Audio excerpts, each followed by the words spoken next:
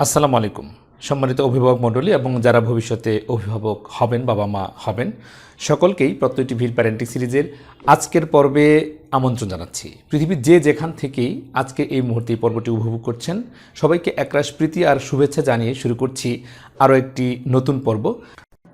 বাচ্চা লালন পালন নিঃসন্দেহে একটি বড় দায়িত্ব এবং কঠিন কাজ। বাবা মায়ের বাচ্চাদের সাথে ব্যবহার, আচার আচরণ, বাসার পরিবেশ, বাবা মায়ের মধ্যকার সম্পর্ক ইত্যাদি অনেক প্রভাব ফেলে। আমরা অনেক সময় অন্যের রাগ বাচ্চাদের উপর ঝেড়ে ফেলি, অল্পতেই বিরক্ত হয়ে বাচ্চাদের বকাবকি করি। কিন্তু বুঝতে হবে সে মাত্র একটা বাচ্চা, যে 90% কাজই না বুঝে করছে।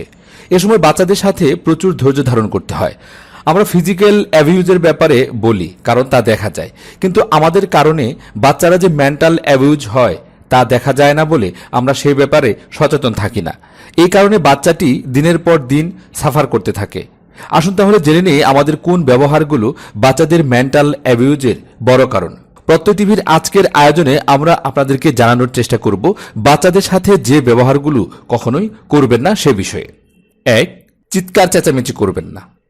বাচ্চাদের সাথে চিৎকার করে কথা বলা মোটেও উচিত নয়। বাচ্চারা এই সময় তার আশেপাশের পরিবেশ থেকে সবকিছু শিখতে থাকে ও নিজের মধ্যে তা ধারণ করে নেয়। একটি 3 বছরের বাচ্চা অনেক কাজ করে যেন মনে হয় সে সব বুঝে, কিন্তু সে মাত্র 3 বছর বয়সের। ওরা না বুঝেই অনেক কথা বলে বা কাজ করে। ওরা ভুল করলে তা যে কেন ভুল নিজেও জানে না। আপনি যখন তাদের সাথে চিৎকার করবেন, বকবেন, ওরা ভাববে পছন্দ না হলেই চিৎকার করা যায় এবং এরপর কিছু পছন্দ না হলেই চিৎকার করবে, আপনার সাথে তর্ক করবে না বুঝেই। 2. বাচ্চাদের দোষ ধরবেন না। কিছু বাবা মা আছেন যারা সব সময় বাচ্চারা একটু ভুল করলেই তা নিয়ে বকবেন। এটা একেবারেই ঠিক না। বাচ্চারা ভুল করবেই, কিন্তু বাচ্চারা যখন সঠিক কাজটা করবে তখন বেশি বেশি প্রশংসা করতে হবে এবং ভুল কিছু করলে ঠান্ডা মাথায় বুঝিয়ে বলতে হবে।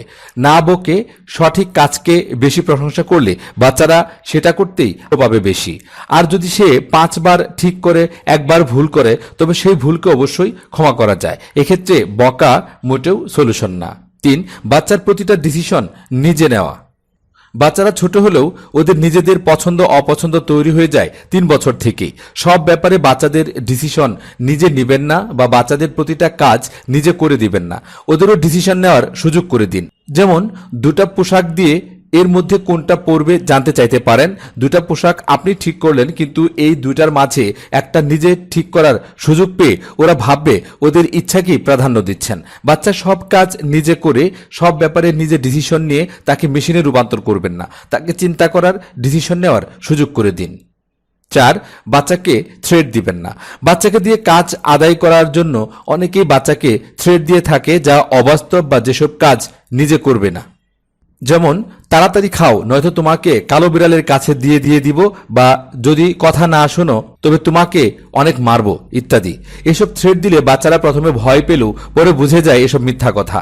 তখন তারা নিজেরাও কাজ আদায়ে মিথ্যার আশ্রয় নেয় বা বাবা মাকে তারা যা ভয় পায় তা দিয়ে থ্রেড দিতে চেষ্টা করে। তাছাড়া বাচ্চাদের ভালোবেসে বুঝালেই কাজ হবে, তখন অযথা থ্রেড দিয়ে নিজেকে বাচ্চার কাছে খারাপ বানানো মোটেও উচিত না। 5. বাচ্চাকে নিয়ে হাসি ঠাট্টা করা। অনেকেই ভাবে ছোট বাচ্চা কি বুঝে, কিন্তু বাচ্চা ছোট হলেও ওদের আত্মসম্মান বোধ থাকে। বাচ্চার কোনো ভুল নিয়ে বা লজ্জা পায় এমন কোনো কথা নিয়ে মোটেও কারো সামনে হাসাহাসি করা উচিত না। এমনকি বাচ্চাকেও এসব বলে হাসাহাসি করা উচিত না, এতে বাচ্চারা মানসিকভাবে ক্ষতিগ্রস্ত হয়। 6. অভিশাপ দেওয়া। বাচ্চাকে তার ভুলের জন্য অভিশাপ দেওয়া খুবই ভয়ঙ্কর কাজ। সবসময় অভিশাপ দিলে বাচ্চারা বিশ্বাস করা শুরু করতে থাকে যে তারা আসলে এসবেরই যোগ্য। তারা নিজেরাও অভিশাপ দেওয়া শিখে এবং বাইরের মানুষকে, এমনকি বাবা মাকেও অভিশাপ দিতে থাকে। তাছাড়া বাবা মায়ের দোয়া বেশি কবুল হয়। আল্লাহ না করুক আমরা এমন কোনো অভিশাপ রাগের মাথায় দিয়ে দিলাম যা সত্য হওয়ার পর নিজেরাই কষ্ট পেলাম। 7. তুলনা করা। প্রতিটা বাচ্চা আলাদা। একই মায়ের পেটেরও এক এক সন্তান এক এক রকম হয়। তাই অন্য বাচ্চা কে কি করতে পারে আর আপনার সন্তান কি করতে পারল না তা নিয়ে তুলনা করা যুক্তিহীন। সবার সব কাজ করার ক্ষমতা বা যোগ্যতা থাকে না। তাই অন্যদের সাথে তুলনা না করে নিজের সন্তানকে বোঝার চেষ্টা করেন ও তার যোগ্যতা অনুযায়ী তাকে কাজ করতে দিন। 8. সব ব্যাপারে উপদেশ দেওয়া। একটা ছোট বাচ্চা কোনো কাজে বেশিক্ষণ মনোযোগ ধরে রাখতে পারে না। 2 বছরের একটা বাচ্চা সর্বোচ্চ 6 মিনিট একটা ব্যাপারে মনোযোগ ধরে রাখতে পারে এবং 4 থেকে 5 বছরের বাচ্চা সর্বোচ্চ 15 মিনিট। তাই তাদের একটা বিষয় নিয়ে দীর্ঘ সময় ধরে উপদেশ দিয়ে লাভ নাই, বরং তারা ওই ব্যাপারে উদাসীন হয়ে যাবে। তো প্রিয় দর্শক, আজকে আমরা গুরুত্বপূর্ণ এই কয়েকটি টেকনিক বা কয়েকটি পয়েন্ট আপনাদের সাথে শেয়ার করেছি। আশা করি যে এই কয়েকটি পয়েন্ট থেকে আপনারা অবশ্যই উপকৃত হবেন। তো সকলেই ভালো থাকুন, সুস্থ থাকুন, অনাবিল সুখ শান্তি আর সমৃদ্ধিতে ভরে উঠুক আপনাদের সকলের জীবন। সেই শুভ প্রত্যাশায় আজকের মতো বিদায় নিচ্ছি। আল্লাহ হাফেজ।